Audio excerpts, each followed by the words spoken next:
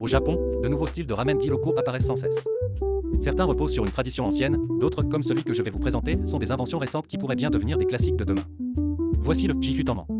Malgré son nom, c'est un ramen que peu d'habitants de la préfecture de Gifu connaissent réellement. Moi-même, natif de Gifu, je n'en avais jamais entendu parler jusqu'à récemment. Le Gifu Tanman est une chaîne de ramen relativement récente, née dans la ville de Motozu préfecture de Gifu, qui s'est rapidement développée dans la région de Tokais, notamment à Nagoya et Echi. Le restaurant que j'ai visité est situé au nord de Nagoya, dans le quartier Ogama-CH. Il s'agit d'un établissement en bord de route, avec parking, pensé principalement pour les automobilistes. Pourtant, même en semaine, une file d'attente se forme presque trop parfaite pour être naturelle. Les panneaux d'affichage sont percutants, ouverts jusqu'à 3 h du matin, 365 jours par an, essayez aussi notre Tanman Free. Tout semble pensé pour capter l'attention des passants, un mélange entre restaurant de nuit et marketing assumé.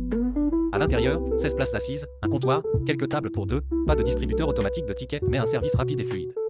J'ai commandé le Gifu Tanman classique. Le plat est sobre. Un bouillon blanc à base de porc, des nouilles droites de taille moyenne, une montagne de choux bouillis et de fines tranches de porc. Au centre, une petite boule de pâte rouge pimentée appelée karamian que l'on incorpore petit à petit à son rythme. Cette façon de personnaliser son plat reflète une culture japonaise du ramen connue sous le nom de ajian, ou transformation de goût. Le premier contact avec le bouillon révèle un arôme d'ail équilibré par la douceur naturelle du chou. Léger, peu gras, presque buvable jusqu'à la dernière goutte. En ajoutant la pâte pimentée, la saveur gagne en intensité, profondeur, et développe des notes légèrement fumées. On comprend pourquoi ce plat devient une habitude nocturne chez certains clients.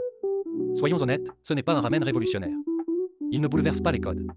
Mais il est rassurant, bien exécuté, et donne envie d'y revenir. Ce qui m'impressionne, c'est le soin apporté à l'ensemble du concept, emplacement pratique, niveau d'épices ajustable, légumes qui donnent bonne conscience, environnement propre, visuel attractif. Un exemple parfait de ramen moderne pensé pour plaire au plus grand nombre. Nagoya, où ce type d'enseigne se multiplie, est une ville qui a toujours accueilli les plats atypiques. Ramen de Taïwan, soupe sugakiya, udon au miso, autant de mets autrefois jugés bizarres, aujourd'hui devenus emblèmes locaux. Le Gifu Tanman pourrait suivre le même chemin. Oui, il s'agit d'un ramen autoproclamé local. Mais après tout, chaque spécialité régionale a commencé quelque part avec une idée, une exécution intelligente et un public curieux. Je vis à Nagoya et j'ai visité plus de 5000 restaurants à travers le Japon, pour plus de 10 000 repas dégustés. Je partage la vraie culture gastronomique japonaise, des petits boui-boui au sushi de haute volée. J'explique aussi les règles de savoir-vivre à table, et je présente des lieux touristiques et spirituels souvent ignorés des guides. Si vous préparez un voyage au Japon ou que vous aimez simplement explorer la gastronomie en dehors des sentiers battus, abonnez-vous. Je publie quasiment tous les jours. Le Gifu Tanman n'est peut-être qu'un faux local pour l'instant. Mais qui sait? Il sera peut-être l'emblème culinaire de demain.